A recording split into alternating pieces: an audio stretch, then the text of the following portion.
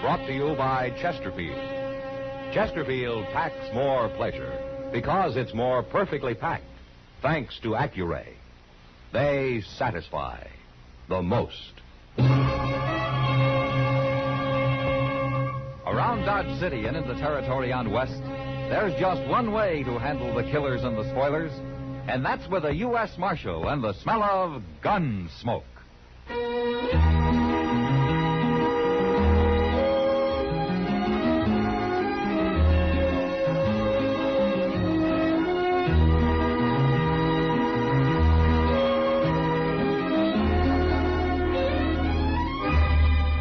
Gunsmoke, starring William Conrad. The transcribed story of the violence that moved west with young America. And the story of a man who moved with it. I'm that man, Matt Dillon, United States Marshal. The first man they look for and the last they want to meet. It's a chancy job, and it makes a man watchful and a little lonely.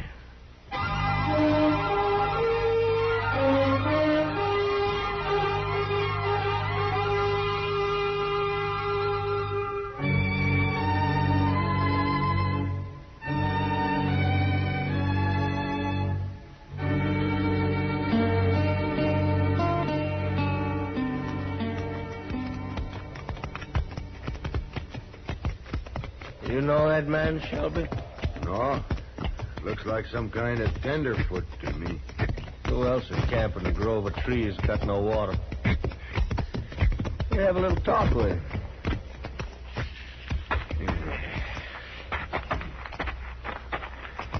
He looks scared, Kringle. Seen men look scared before. Hello, mister. Oh? Camped here all alone? Yeah. Scouting around for some homestead land. Good-looking horse you got over there. He seems to be a good horse. He's awful young. I think I'll take a look at him. Sure. What you men doing out here? Oh, we just ride around. We scout for things, too. Land? We ain't the kind that settle down to hard work like that. I had a little orchard back in Ohio. Raised apples. Yeah. Yeah, apples are fine. Wished I had one now. Hey, Kringle. Yeah? That there horse ain't got no brand on him. No brand. It washed off crossing the river. You talking about washed off? It did. I ain't lying. Well, it don't matter none. Go get your rope, Shelby. I'll get it. What's he need a rope for? Well, now, don't you worry about that, mister. We'll take care of everything. What are you going to do? I told you not to worry. Now, look, I ain't done nothing. Of course you ain't. We're just going to save you from all that hard work you was planning on. No. All right, I got it, Shelby. Hurry up. Let me go. Let me go, will you?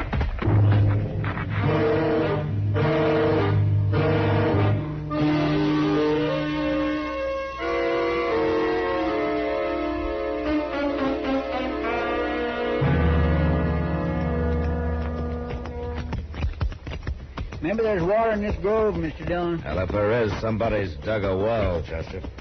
Oh, you been here before? I've passed by. I swear I'm going to start toting me a water bag. That's the easy way, Chester. I bet it is. Yeah, somebody's had a campfire here recently. Yesterday sometime, I'd say. Yeah. That big rain last night washed out all the prints. It sure did. Doggone it, there's got to be a spring here somewhere. I'm going to take a look. You're wasting your time, Chester. I don't mind. I never saw a man who needed the comforts of home more than he does.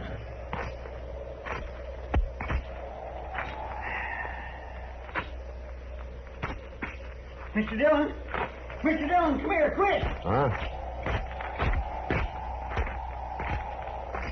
Look. Yeah. Lynched. Scared me half to death. I seen him hanging there. It isn't a very pretty sight. If there ain't no horse around, where's his horse? Yeah, he probably stole it. And then they caught up with him and took it back. Who do you suppose done it? I don't know. I don't know how we're ever going to find out. Now, come on. Let's cut him down. And get him into the ground.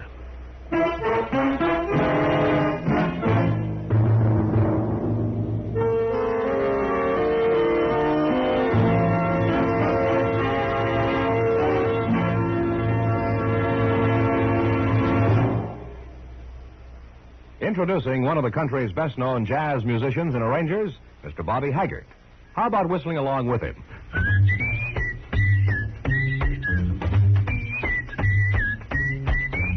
Packs more pleasure, packs more pleasure. Chesterfield packs more pleasure because Chesterfield's more perfectly packed. It stands to reason a cigarette made better and packed better smokes better, tastes better. And Chesterfield is more perfectly packed by Accuray. This electronic miracle removes human error in cigarette manufacture. So Accuray Chesterfield is firm and pleasing to the lips, mild yet deeply satisfying. Yes, Chesterfield gives you something no other cigarette can give you. Chesterfield packs more pleasure because Chesterfield's more perfectly packed. To the touch, to the taste, Chesterfield packs more pleasure because it's more perfectly packed. By Chesterfield, mild, yet they satisfy the most.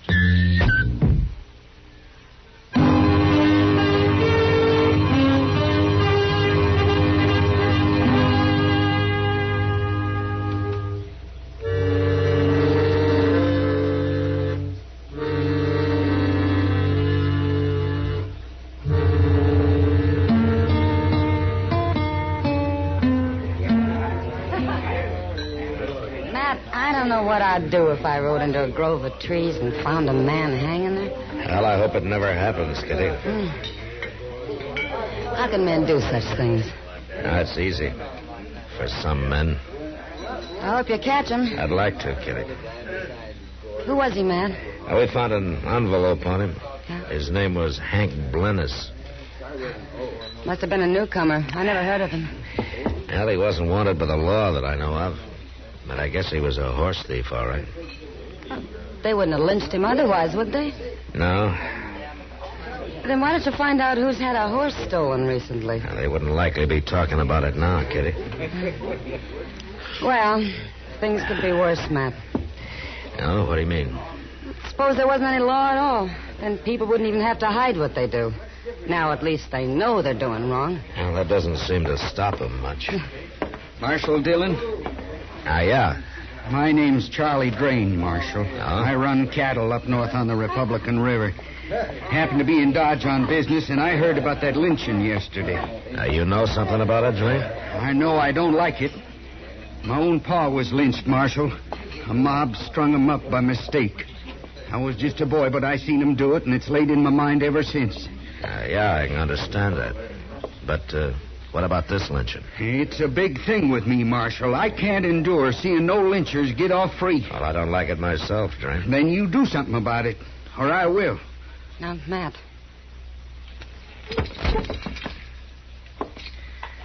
Maybe you better tell me what you got in mind, Drain. A fella named Gil Mather. Got a little ranch over on Dove Creek. I've heard round about that he's had a horse or two stole recently, and I've heard that he's talked to hanging whoever stole him.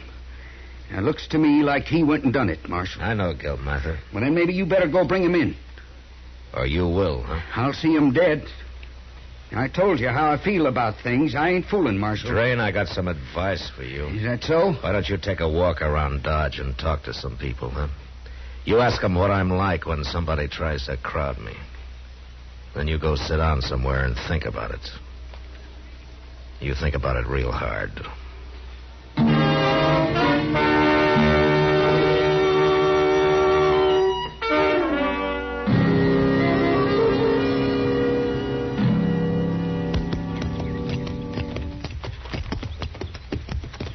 I didn't know Gil Mather was married, Mr. Dillon.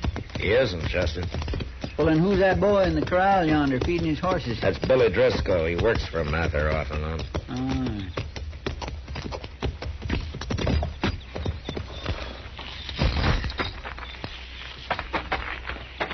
You think Mather will fight? I'm not arresting him, Chester. I got no evidence says he did it. Well, what if he admits it? And it's not often a man admits to a crime, Chester. Guess not. Hello there, Marshal. Chester. Oh? How are you, Mather? Oh, fair to middling, Marshal. What brings you out here? I was told that you've lost some horses. I didn't lose them, Marshal. They were stole. 3 of them now. Any idea who's been doing it? If I knew, there'd be a man hanging from a limb somewhere. There was one, Mather. Right? About 20 miles north of here, a man called Hank Blunnis. Was he a horse thief? Probably. Who hung him? Some people think maybe you did. No. No, it wasn't me. But horse thieves has got to be hung, Marshal. Mather Blunnis was lynched Thursday. Where were you then? You questioning my word, Marshal? Where were you? Marshal, you got any evidence, you come arrest me. Meantime, I got work to do. Contrary, ain't he, Mr. Dillon? Yeah. It sure looks to me like he's hiding something. Well, I can't arrest him for that. Come on, let's get back to town.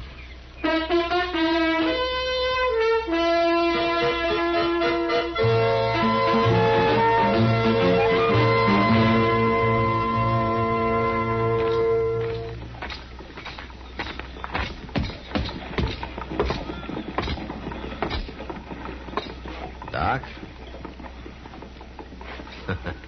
Hey, Doc. Doc, you asleep? Huh? Who said that was... Oh, it's you, man. You sure don't do much to dress this town up, Doc. Oh, what man's got a better right to sit out here and rest his eyes for a few minutes? No?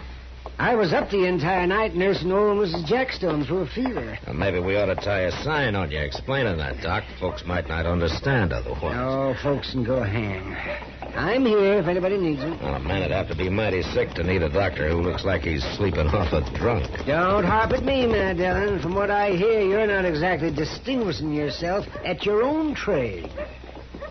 Well, you got me there, Doc. Yeah, you bet your life. And since you admit it, then I won't say any more to you. Well, good. Even though it does kind of look bad when people can go around stringing up anybody they please, and with no interference from the law. Yeah, well, thanks for not saying any more about it, Doc. Oh, I'm not one to twist the knife. Now, you know that. Oh, sure. Marshal Dillon, I want to talk to you. What's the trouble now, Drain? I'm tired waiting, Marshal. Something's got to be done. Drain, why don't you go back up to your ranch and leave all this to me, huh? 'Cause you ain't doing nothing, that's why. You see them 2 men over there, Marshal? What? Them 2 standing over there. Who are they? One is Kringle and one is Jack Shelby. And they feel as strong as I do about all this. All right, Drain. You don't have to go back to your ranch. I don't care where you go, but you get out of Dodge and you take your friends there with you. If I see any one of you around after sundown, I'll throw you in jail.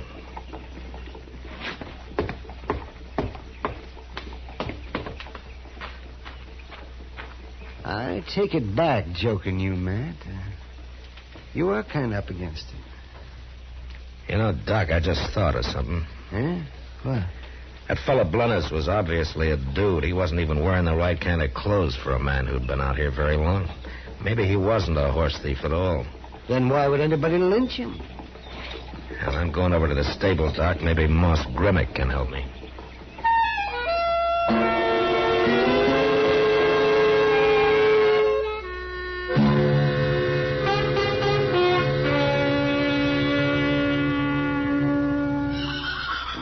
The fellow, Marshal, that's him. That's what he looked like. What kind of a horse was it, Moss? A little 3-year-old bay. Real young, but plumb gentle. Had 4 white stockings, Marshal. Yeah, that gives me something to go on. There's another thing, too. That horse wasn't branded. What? Well, I raised him myself, and I just never got around to putting it here. I was told that you've lost some horses. I didn't lose them, Marshal. They were stolen. Chemical powder. You wet it and then kind of paint your brain down with it and suppose to take the hair off. But it don't work. I tried it on another animal. It just washed right off. Then whoever's got that little bay of yours could put his own brand on him, huh? I'm a real fool, Marshal, believing you can brand a horse rubbing a little chemical powder on him. Well, we all get taken sometimes, Moss. I stopped Gil Mather from getting took, though. Oh, you did? Yeah. He come in here the other day, asked me about it. I told him. What day was that, Moss? Thursday. Him and the boy, Billy Driscoll, they come to town every Thursday, Marshal. Come in early, spend the whole day. Why? Something wrong? Hank Blennis was lynched Thursday. Well, you wasn't thinking Gil Mather done it, was you? Charlie Drain was, and he still is. I better go find him, Moss.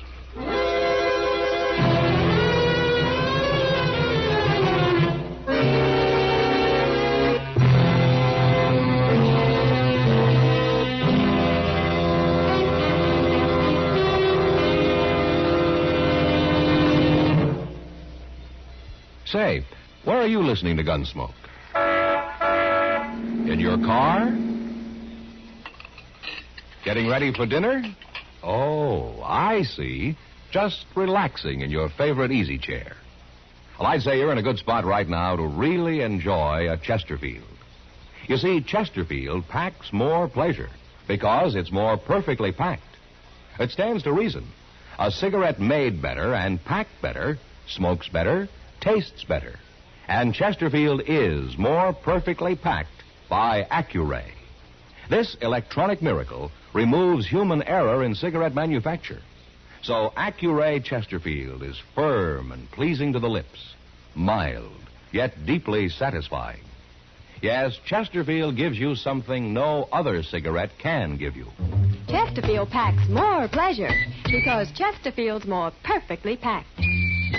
To the touch, to the taste.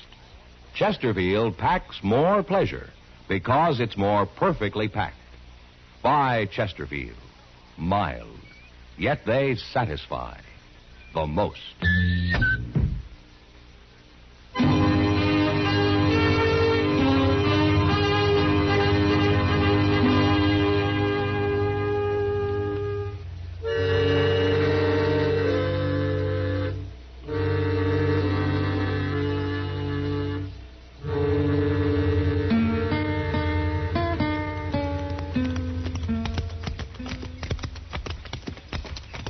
I don't see nobody around at all, Mr. Dillon. Maybe they're in the house, Chester.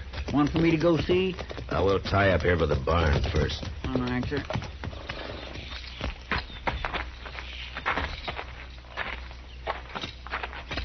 Could be Mather and the boys eating their dinner, Mr. Dillon. At least you hope so, huh? Well, any man gets a little hungry now and then. Wait a minute, Chester. Why, there's Charlie Drain. Yeah. They was in the barn. Them other two fellows, they must be Kringle and Shelby you told me about. Yeah, that's them. What are you doing out here, Marshal? I'm looking for Gil Mather, Drain. He ain't around. Chester, Yes, sir. see if he's in the barn. I said he ain't around, didn't I? Go ahead, Chester. Yes, sir. And don't any one of you try to stop him. Now, which one of you is Kringle and which is Shelby? I'm Kringle, he's Shelby. Why? And it's my job to know who people are, that's all. Well, now you know. Yeah, now I know. If you ask me, it's your job to punish criminals, Marshal. You're right, Drain. Well, you ain't been doing very good at it. I'm kind of slow sometimes. You're too slow. Mr. Dillon. Mr. Dillon. They're in there. Gil Mather and the boy, both of them. Don't stand in front of me, Chester. They're dead. These fellows went and hung them, both of them. Keep your hand away from that gun, Kringle. But you can't blame me. Me nor Shelby. It was Drain's idea. He paid us to come along with him, is all. Billy was just a kid. Why'd they have to hang him for? So he was a kid. He was keeping mighty bad company, now wasn't he? Drain, both the boy and Gil Mather were in Dodge the day Hank Blennis was lynched. Are you sure of that? There are witnesses. I don't want no more part of this. Come on, Shelby. Hold it, Kringle. Well, you ain't stopping me, Marshal. Is that your bay horse over there? With the 4 white stockings? What about it? It's pretty smart of you to lynch a man rather than shoot him when you go to steal his horse. What are you saying, Marshal? They hung Blennis, Drain. I guess they figured helping you with Mather and the boy would put everybody off their track. So they lynched him. They done it. Why, you dirty dogs!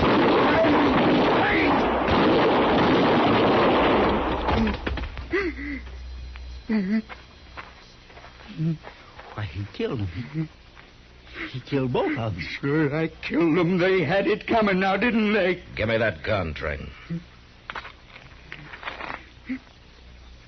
I said give it. Lynchers. All the time there was nothing but a couple of dirty lynchers. He's crazy, Mr. I hate them. What do you think you just did in the barn there, Train? I made a mistake. I can't help that. I only wish I could have hung these two. They deserved it. Just like them fellas that lynched my pa. I ain't never seen a man so mixed up. I hate lynching. Sometimes a man can hate too much, Train. Sometimes it can twist him till he gets where he doesn't really belong. I don't know what you mean. Hell, it doesn't matter now. Not anymore.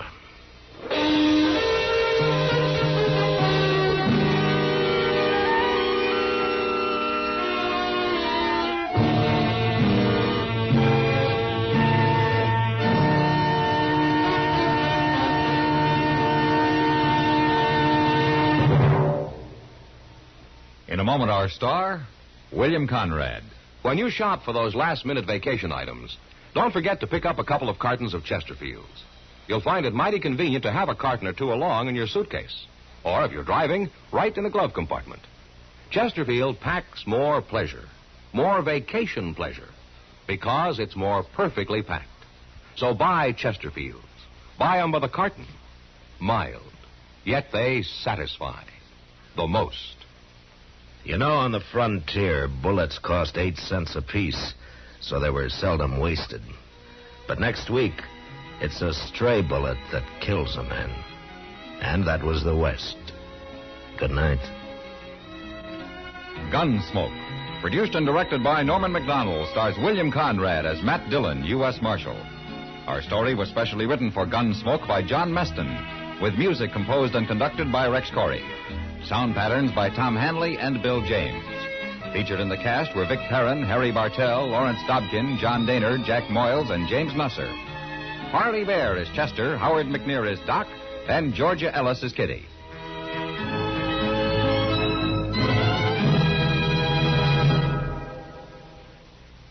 Live modern. Smoke L&M. Live modern. Change to L&M. Yes, have an L&M. No other cigarette you can buy, plain or filter, gives you the full, exciting flavor you get through the pure white L&M Miracle Tip. Through the modern Miracle Tip, L&M tastes richer, smokes cleaner, draws easier. So light up, free up, let your taste come alive. Live modern. Smoke L&M. Join us again next week for another specially transcribed story on Gunsmoke.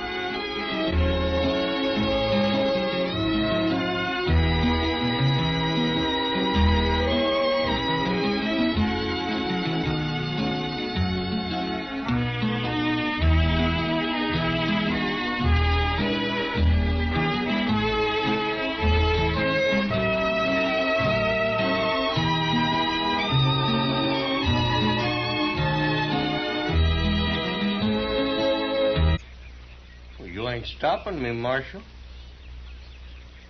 Is that your bay horse over there?